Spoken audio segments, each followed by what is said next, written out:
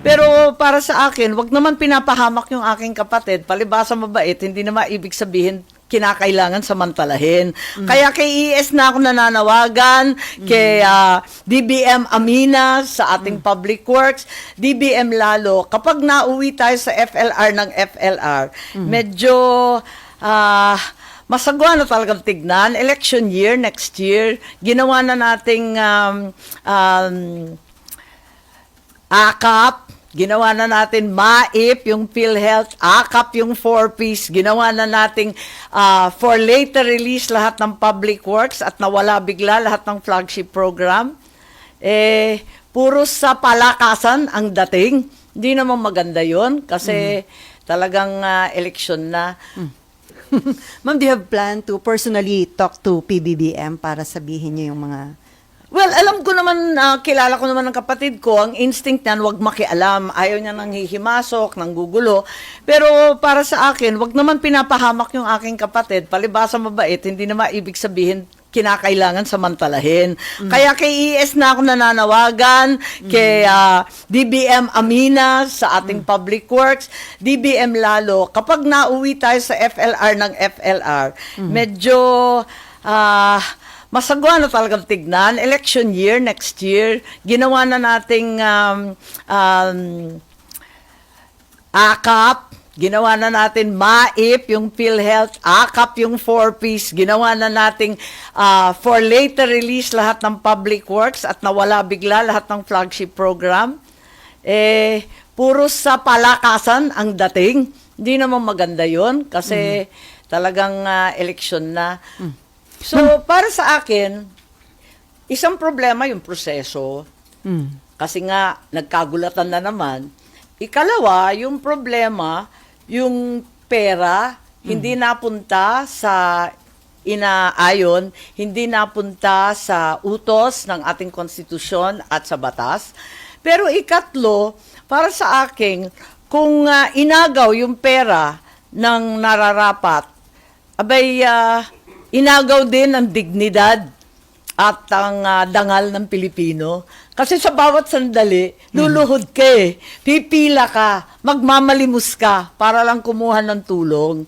Hindi naman tama yung ganun.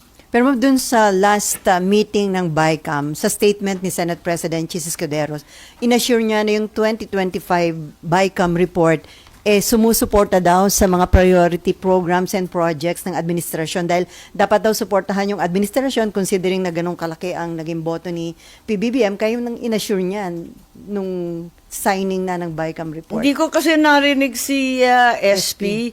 Hindi kasi kami nag-caucus, kaya hindi ko masyadong alam kung ano ibig niya sabihin.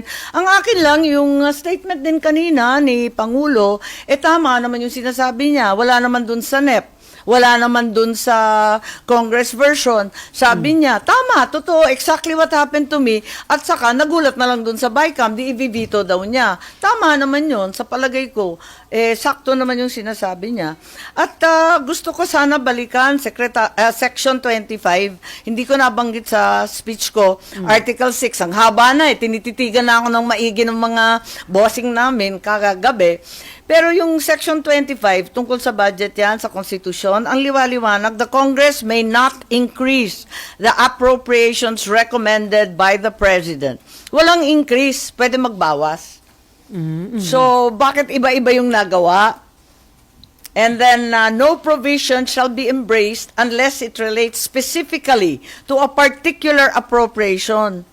Wala nga particular various infrastructure projects. Pipirma ka ba ng ganun? Ano yung various na yun? Ito, pag So parang pork barrel yun, ma'am? Di ko alam various infrastructure projects, VIP nga Nagkakamali siya tuloy lahat. Ngayon. Tapos, the procedure in approving appropriations shall strictly follow the procedure for approving appropriations. Walang lihim, walang dilim sa ating saligang batas. Our Constitution is neither obtuse nor complicated.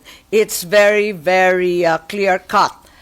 It instructs us exactly what to do, and it's very, very clear that there appear to be violations. So, may basis kung sakaling may kumwestiyon sa Korte Suprema sa ilang provision ng 2025 budget, ma'am. Sana wag na tayo mauwi doon. Sa totoo lang, yung kinautasan naman, wala namang pangkuha ng abogado, wala namang lobby.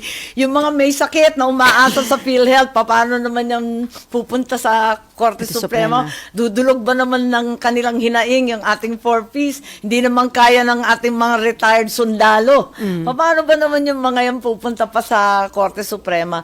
Gawan na lang natin ng paraan. Kaya sana yung DBM, Secretary Amina, please, wag naman FLR naman ang uwian natin. At saka yung ating Secretary Bersamin, ibalik na lang natin yung pakiusapan na nangyari dati nung hindi katanggap-tanggap yung ilang batas nung nakaraang taon.